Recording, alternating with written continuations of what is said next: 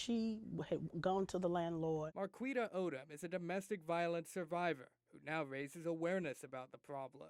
She tells of a woman who was worried her abuser could return to her home at any time, so she asked her landlord if she could break her lease early. He had not been arrested, and she just didn't feel safe for her and her family. Odom says she wasn't expecting what happened next.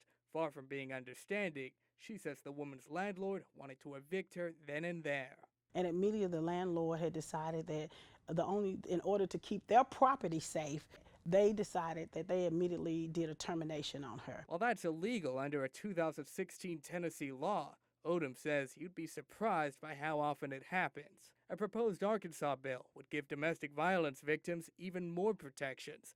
HB 1538 would allow victims to break a lease with 60 days' notice and avoid any early termination fees, provided they have documentation like a police report or a protection order. It would also stop a landlord from evicting them before the 60 days runs out. This will give them another sense and a glimmer of hope that I can get out of this lease, and if I do need to go to a safe place, I can go there and not have this over my head. Many landlords are on board too. This is fair. I don't see any problems with it. Ann Rogers owns about 24 rental properties across Crittenden County and also serves as president of the Landlords Association of Arkansas.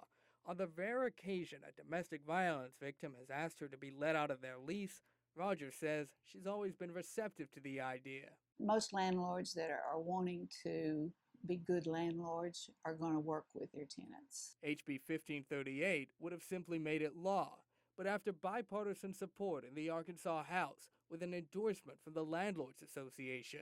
Cast up the ballot by a vote of 13 in favor, 9 opposed. House Bill 1538 fails.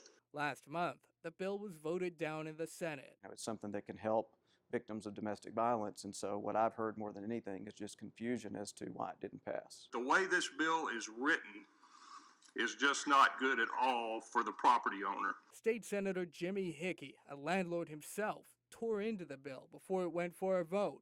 Among his concerns, confusion about what counts as documentation when a victim is claiming abuse, and fears that during the 60 days notice, landlords wouldn't be able to enforce other portions of the lease.